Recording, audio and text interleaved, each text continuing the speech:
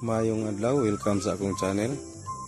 Karong adlaw maghimo ko og video bahin sa paghimo sa pundasyon sa 5G tower o pag-install sa gitawag na lang EBST plate ug anchor bolt kung giunsa para di gyud mo sipyat ang pagtaod sa tower. So muna ni siyang mga materialis na mo nakaandam diri para sa buhos. So maghimo ta og unsaon pag assemble sa mga bakal sa pundasyon ug sa EBST setting kay para mataod og maayo ang tower nga wa gyud sipyat. Ug para sa mga bag-o pa sa akong channel,